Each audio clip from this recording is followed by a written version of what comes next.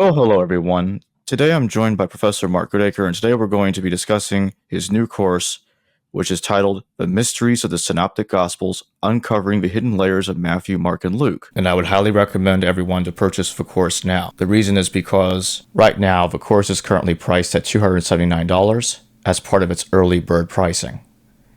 The price will then return to its full original price on October 7th, and that's early October 7th. So don't wait. Purchase the course now so you can enjoy the early bird pricing and save money before it returns to its full price. The Bart Ehrman affiliate link to purchase this course is in the description below and in the pinned comment. So it's good to have you back on the show, Mark. It's great to be back, Jacob. Thanks for inviting me. And thank you for joining me once again. So can you tell us what this course is about? Yeah, sure. It goes to the heart of something that is probably, and this is a biased opinion, but it's the most interesting topic in New Testament criticism, which is studying the Synoptic Gospels, Matthew, Mark, and Luke, and just digging down into some of those big questions like why are they so similar? Why are they so different? Which is the first gospel? Did Q exist? Stuff that's real meat and drink to New Testament scholars. So it's just a chance to spend a little bit more time digging into some of those big questions. So we call it Mysteries of the Synoptic Gospels, and digging into different questions, different potential puzzles and problems, and trying to find some solutions to them. Well, one of those things, like you're trying to examine how exactly the synoptic gospels are related to one another, and how the methodology is that also discussed in terms of like how does a scholar go about telling which one of the gospels came first and who used who? Yeah, exactly. And I think one of the things that I like to do in general, and which I'll try and do in this course, is before we get to the answers, before we get to, I think Mark is the first gospel, I think Q didn't exist, we'll actually survey the evidence a bit.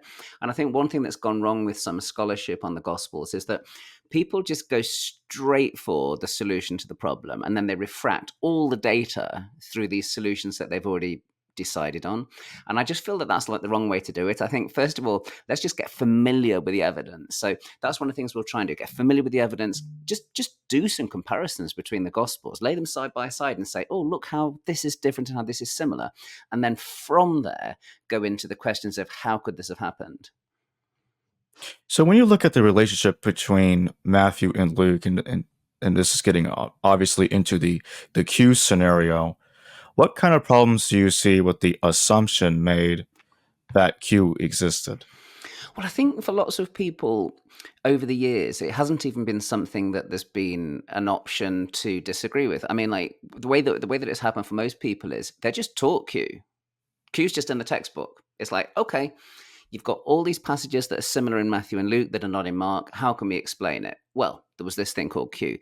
And that was one of the things that got me, I think, frustrated about the whole Q industry, as some people have called it, because I'll be honest, it annoyed me that people were just stating it as a kind of axiom rather than digging into the possibility that maybe it didn't exist. I mean, my feeling was always, if the hypothesis is as strong as people are claiming it is, then surely it'll stand up to a bit of critical scrutiny.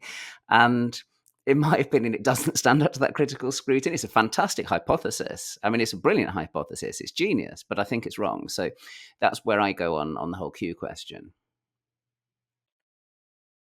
Why do the Gospels differ often when it comes to key events in Jesus' life, such as birth, crucifixion, resurrection, etc.? Why does it what? Sorry, why does it differ? Why does it differ? Why does it differ on details Oh, okay. on Jesus' life, birth, crucifixion, resurrection? Oh yeah, that's a huge one, and definitely one that requires lots of interesting and detailed thought. I mean, I think in some respects the answer is different for each one of those. So when you're looking at the birth stories, the differences between Matthew and Luke are really interesting because big differences. I mean, there's not much verbatim agreement there at all, and they even seem to contradict each other at points. So the differences there are in some senses far more striking than the similarities. But then when you get, say, to the crucifixion stories, the similarities are really striking. You've got whole sentences that are the same. I think the answer. I suppose this is like a bit of a summary, but I suppose the answer I would give on the birth narratives is that when Luke is writing his birth narrative, he's trying to do something quite different from Matthew. I mean, Matthew, for example, tells the story from Joseph's perspective. And I think Luke, as a great storyteller, realizes that the much more interesting story to be told is Mary's story. So he tells us Mary's story. So I think, in my opinion, Luke's seen Matthew's story and he says, hold on a minute, we can tell this same story a different way. When it gets to things like the crucifixion stories, I think there's a core there that all three synoptic authors basically want to keep to. But what's fascinating there is that there are little pieces that Matthew will add in and little pieces that Luke will add in. So Luke, for example, has this phenomenal story about the repentant thief or the repentant robber on the cross, which Matthew and Mark lack. In Matthew and Mark, both of the robbers give Jesus a really hard time, but in Luke, one of them becomes repentant. So it's more on those levels. In a way, the more you see the similarities, the more the differences stand out when you get to things like the crucifixion stories. What was Mark's messianic secret? Oh, that's a fun one. Okay. People have been debating this one for well over a century. William Vrede wrote the book on the Messianic Secret in 1901 in Germany, and it wasn't translated into English till 1971. But William Vrede just pointed out that Jesus keeps telling people to be quiet all the way through Mark's gospel. Constantly, he silences the demons, he silences the disciples. When he tells parables, he seems to say that the parables are all about keeping things hidden, so that it's only those around Jesus who get the secret of the mystery of the kingdom of God. But for those outside, everything is in parables, like in riddles, in kind of stuff that they can't understand. So you get this, and people have grappled with this for centuries. Why secrecy? And there you get such a contrast with John's gospel, where John has Jesus stand up and say, I am the bread of life, and I am the way, the truth, and the life, and so on. It's such a contrast with the synoptics and especially Mark. So that's what the Messianic secret motif is, and all sorts of explanations about how it comes about. So yes, we've got a session on that as well. On that, I think might just be one of the most interesting topics of all, because it's one of those that people still argue about, and in a way they're some of the most fun ones. A bit like when people talk about the Son of Man and who is the Son of Man, there's lots and lots of questions that are still really wide open in synoptic study. Just to go back to Q for a Hmm. moment, does the course explore the idea of supposedly the ability to, or the alleged ability to reconstruct Q by supposedly detecting what is so-called alternating primitivity between Matthew and Luke? Yeah, we'll certainly take a look at that, because one of the big arguments for Q is that sometimes Matthew and sometimes Luke have the more primitive version of one of Jesus' sayings. So in Matthew's gospel, for example, faith moves mountains. Whereas in Luke's gospel, faith can move a sycamore tree. Now, so lots of Q theorists will say, well, hold on a minute, sycamore tree or mountain? It's much more likely that Luke was the earlier one there with sycamore tree, which is this kind of stranger image. And then Matthew is the one that comes secondary to that with moving mountains. Actually, that's one of those things where I think the evidence goes the other way, and I will explain why in due course. But yes, absolutely. I mean, there's classic examples of this. Blessed are the poor in Luke 6:20, in Luke's Sermon on the Plain, but blessed are the poor in spirit in Matthew 5:3, in Matthew's Sermon on the Mount. Most Q theorists will say Matthew has spiritualized a Q beatitude that is closer to what we find in Luke. I think Luke's adapted the Matthean beatitude. So, yeah, it's the alternating primitivity definitely will be in there. Yeah, and I'll argue that it's not a good argument for avoiding the conclusion that Luke knew Matthew. Did Matthew try to re-Judaize Jesus? This is one of the most peculiar things about Matthew's gospel, that In many respects, I mean, I call this the Meean Riddle because sometimes Matthew just appears to be so thoroughly Jewish in his thinking, in the way that he's writing. I mean, he's immersed in the Hebrew Bible. He talks about Jewish ritual with real knowledge. If you look at Matthew 23, he really seems to know stuff about the way that the traditions of the elders and so on work. And yet at the same time, he's so mean to a lot of the Jewish leaders in the text, specifically Pharisees and scribes that he calls hypocrites. So, yeah, the Matthean riddle is all about trying to work out why it is that Matthew is sometimes so Jewish and sometimes so anti-Jewish. And yeah, one aspect of that is one of my teachers, Michael Golder, argued that what Matthew tried to do was he tried to re-Judaize the Jesus that you see in Mark. Mark has a much more, if you like, Gentile-friendly or Gentile-leaning Jesus. And Matthew knew that the historical Jesus was a bit different from that, so he tries to re-Judaize him. So that's the sort of the gist of that fascinating puzzle.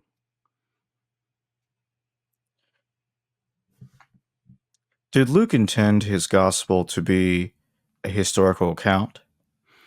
And how reliable is it as a source? Yeah, I mean, a good one. Yeah, I think he did. I think that when you read Luke's gospel, what you see is a book with all the trappings of history. So one thing that's fascinating about Luke's gospel is that the author really likes to tell you when things happen. So the beginning of John the Baptist ministry in Matthew's gospel, the author just says, in those days, John appeared, right? What days? Who knows? In Luke's gospel, he's precise. He says, in the 15th year of the Emperor Tiberius. Wham. So you know exactly. And then you can kind of compare this with other ancient sources and you get an idea. Well, that must have been about 29 CE, something like that. So Luke loves to do that. He also likes to tell you what age people were. Like he tells you that Anna in Luke 2 was 84 years old. He even tells us how old Jesus was 3 times. The third time, he tells us that he began his ministry when he was about 30, which is where, you know, like for the rest of history, we kind of latch onto that as one of those kind of big details. And Luke probably isn't far out there because if Jesus was born round about the turn of the era, maybe towards the end of the death of Herod the Great, and if you want to kind of line up various other dates, probably about 30 is right, maybe a little older than that. But I think, you know, so yeah, I think Luke is definitely aspiring to do the job of a historian. Of course, that then raises the next question: how good he is at doing that? Is he good at behaving like a historian? So yeah, that's one of the big questions that we'll ask. And so, you know, to what degree is Luke's gospel best described as history? To what degree is it best described as theology? Is there fiction in there? Is Luke making stuff up? To what extent has he got really great source material? So yeah, absolutely, all those kind of interesting questions. Does the synoptic problem in trying to understand which gospel came first, the order of the gospels, does that play a role in any attempt to reconstruct a historical Jesus? Oh, that's a great question. And you know what? Uh, I think this is basically both one of the invitations of doing synoptic study, but also one of the problems with it. Where I think it's an invitation is that sometimes people will say to me, "Why should I bother looking at the synoptic gospels? Why is the synoptic problem remotely interesting?"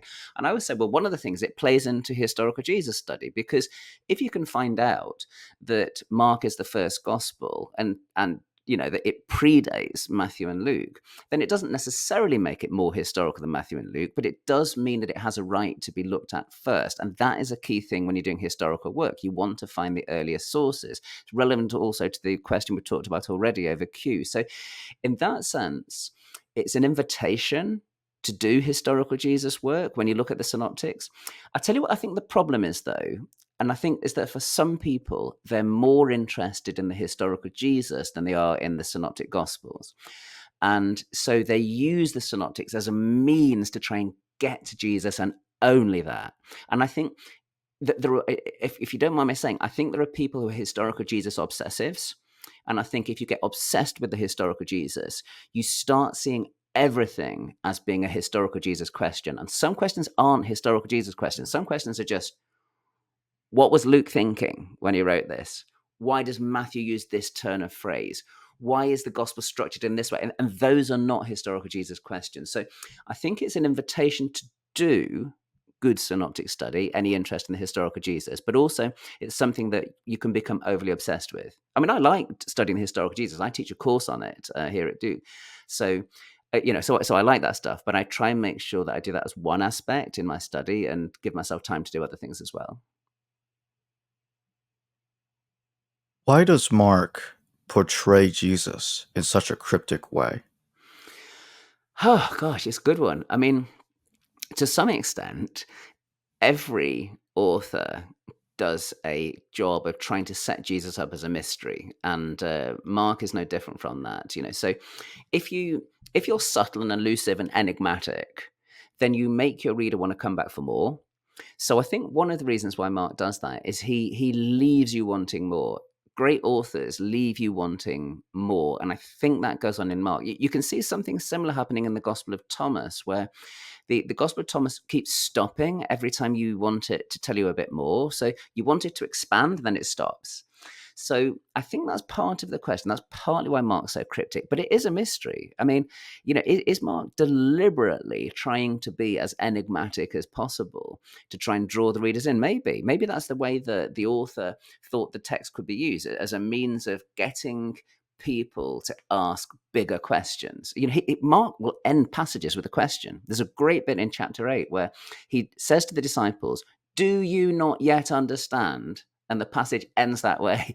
And I think that's what Mark wants. He wants those words to be ringing in the reader's ear. That's my guess. That's my guess. Of course, we don't know because we can't go back and interview Mark, but that's my guess. It's a way of drawing the reader in and keeping them wanting more. When were the Synoptic Gospels written? Well, do you know what? I always used to say Mark 70, Matthew 80, Luke 90, John 100. And that was lovely and neat and tidy. And I kind of learned that from one of my teachers I mentioned before, Michael Golder. And of course, that's a convenience. But I actually think that it's not quite as simple as that. The one thing that I'll say I think we can know for certain is that the Gospels are post 70, that they're written after the destruction of Jerusalem because they all talk about it. And yes, it's Jesus prophesying about it, but the reason why you record prophecies about something is so that the reader can go, "Oh my goodness, and it came true." That's the whole point of including prophecies on things. That's why Josephus does it. The reader's supposed to go, "Oh gosh, look, it was prophesied and it's happened." So I think that's what's going on there. And getting to when Luke wrote, that is one of the most tough and fun ones. And as my career's gone on, Luke's got a bit later for me. I always used to place him in about 90, as I mentioned, but he's moved for me into the second century now for a range of reasons that I can develop in due course. But for me, Luke has gone a bit later. Matthew's hard to date. Matthew's really hard to date. If I'm going to guess, I'm going to say 80s or 90s, something like that. That's it. But it's a guess. All I know for certain is it postdates Mark, it postdates the destruction of Jerusalem, and in my opinion, it predates Luke. So the window for me is somewhere between the mid 70s and the early second century. Is there any evidence that there was a gospel before the Gospels at all? There is. I think it's hard to get at because I don't believe in Q, but I think that when you read the epistles of Paul, he presupposes some degree of knowledge about a basic outline of Jesus's life. It's most clear to see, I think, in 1 Corinthians 11, where Paul says, "On the night that Jesus was handed over, he took bread." And, well, actually, I've slightly squished that. But anyway, he starts on the night that he was handed over. And that presupposes that the reader of the first epistle to the Corinthians knows what night he's talking about. He doesn't say, "Okay, so there was this really key Passover in the year 31 CE," let's say for sake of argument, "and at that evening, Jesus was injured." He doesn't do any of that description. He just says, "On that night," as if you know. That to me is significant. I think he's appealing to knowledge that you know. And Paul will occasionally do similar things. Sometimes he doesn't even mention that it's a saying of Jesus, but one that I suspect is and I mentioned this briefly already, but in 1 Corinthians 13, he talks about faith that moves mountains, which has a parallel in the Synoptics. And so I think sometimes, Paul alludes to things that have been in the teaching and stuff that he's learned. 1 Corinthians 7 is fascinating for that, 1 Corinthians 9. So I think you can trace some interesting fragments of what you might call a kind of gospel before the gospels. And I don't mean a written gospel by that. I mean kind of a shared preaching that people had. And of course, I wish that there was more, but I think you can get some idea of a pre-Markan gospel when you look at Paul. And you can get some ideas as well from reading Mark's gospel too. So there has to have been, Mark wasn't a complete creative genius that just invented everything. Some of it comes from the tradition before him. Is it possible that it could turn out to be a written account?